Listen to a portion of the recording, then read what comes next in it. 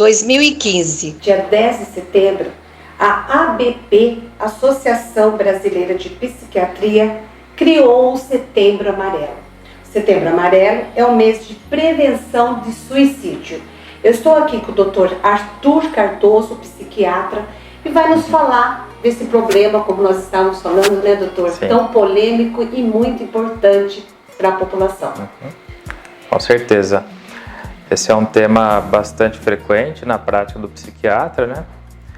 É importante a gente fazer a discussão, levantar a discussão neste mês de setembro para lembrar da importância do tema, mas é um tema que deve ser de interesse, né? E o interesse das pessoas, das autoridades para o mês, para o ano todo, na verdade, tá? Não deve ser só para setembro, né? Fala-se muito de depressão. As pessoas que cometem o suicídio, muitas delas sofrem uma depressão antes. O que vem a ser isso? As estatísticas mostram que a maioria dos suicídios, quase 100% dos casos de suicídio, está associado a um problema mental. Tá? Esses problemas são divididos entre os transtornos afetivos, né?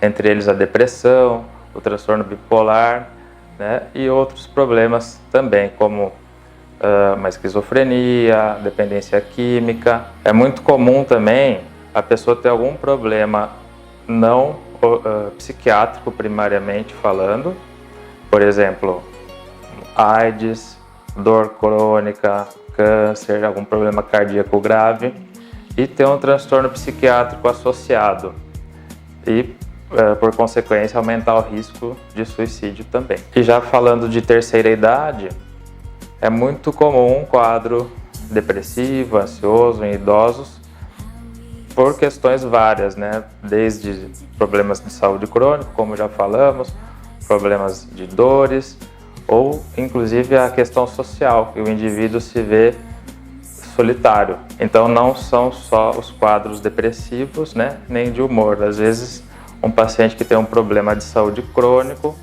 pode estar em risco e, portanto, a gente deve investigar se essa pessoa tem um transtorno psiquiátrico associado. Doutor, como nós estamos falando de suicídio, não é somente os adultos que praticam esse ato, há crianças. Como diagnosticar, como o senhor falou, se uma criança, quando a gente tem uma criança, pelos comportamento, que tipo de comportamento que essa criança pode ter para você pensar que pode ser um estado de esquizofrenia ou uma outra doença psiquiátrica? A gente deve atentar às mudanças dos padrões de comportamento, tá? Por exemplo, uma criança que normalmente é tranquila, uma criança que brinca, que interage bem com a família, com os amigos, passa a ficar mais irritada, né? Ou um pouco mais agressiva, ou se isolar mais. Isso é um sinal de alerta para a gente. Um outro fator importante para observar em crianças é a parte da escolaridade.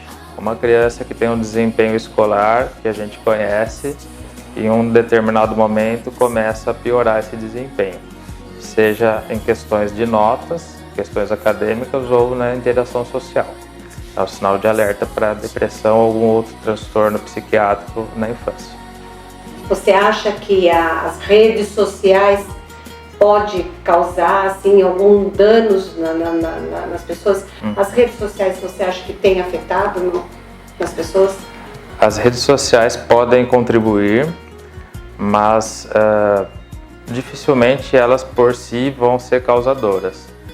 Às vezes o indivíduo já está com um problema, né, e aquela situação vai somente agravar, né? Por exemplo, a ideia de uma vida perfeita, a ideia de que o outro é melhor que ele e assim por diante.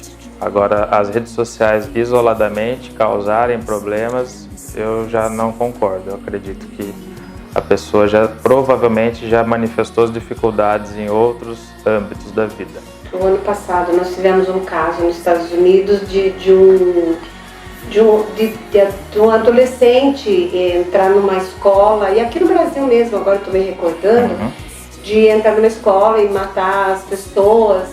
E aí muitas pessoas falaram, educação de jogos. Você acha então que tudo isso, não falando dos jogos, é que a pessoa já tem uma debilidade, e ela se desenvolve através, tipo assim, serve como um incentivo, você acha? Como que você fala a respeito disso? Eu diria assim que a influência de alguma fonte externa, ela só é possível se o indivíduo tem alguma fragilidade. E aí existe uma interação entre a fonte e a fragilidade do indivíduo. Se a gente for falar especificamente de jogos de videogame, estatisticamente, quase 100% dos indivíduos que jogam os mesmos jogos não cometem atos desse perfil. É isso aí, gente. Então, hoje eu conversei com o Dr. Arthur Cardoso, psiquiatra, a respeito de Setembro Amarelo. E como ele falou, a gente tem que conscientizar, não só setembro. Hoje é um mês de conscientização, sim, mas como você falou, tem que ser o ano inteiro. O ano inteiro, com certeza. Obrigado pelo convite. Estou à disposição para maiores informações.